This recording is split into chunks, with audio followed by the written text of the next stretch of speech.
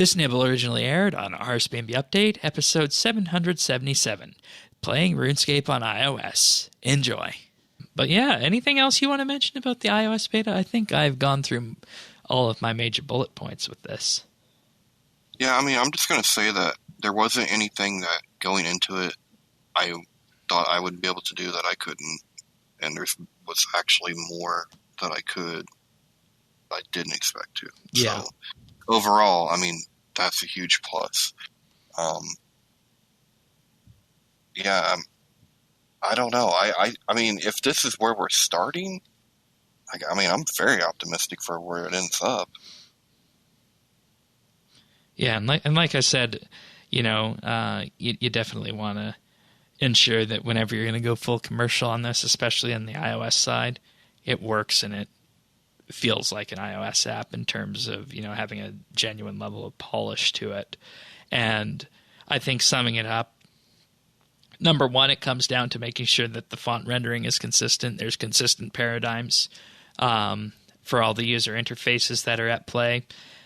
The onboarding needs to be tested with some group of people. I didn't get any onboarding with this, and many people are going to think that you just get thrown into it, but there was no onboarding for controls for me. I had to figure everything out on my own, so that's something that needs to be worked on with this as well. Yeah, and me too, and I didn't even have a base to fall back on, so I'm like right.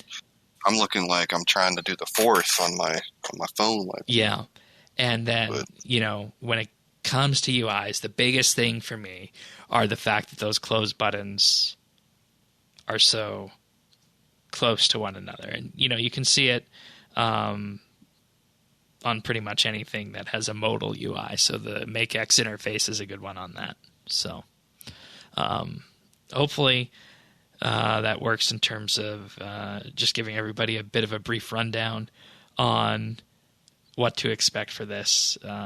In summary, in 30 seconds, font consistency between how the user interfaces are built and laid out, consistency between how the spacing between things is done, whether it be a close button or any other user interface element. I realize it's kind of hard on a phone.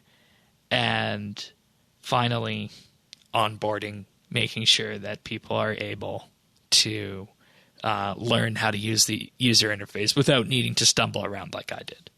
And that's my summary on it. So, anything else on mobile that you want to bring up, talk about? How many times did you ask somebody or think to yourself, guess what I'm doing right now this week? You're like, play in RuneScape. Like, I was like folding laundry. I'm like, guess what I'm doing right now, honey? Playing RuneScape. Like just so many times this week I would be doing something like, oh yeah, and I'm playing RuneScape. If it wasn't for mobile, I would not be getting my double XP time in on Junior.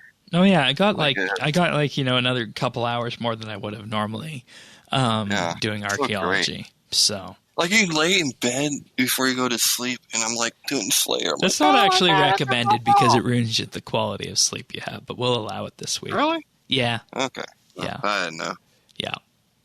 You can watch full episodes of RSBANDB Update right here on this YouTube channel.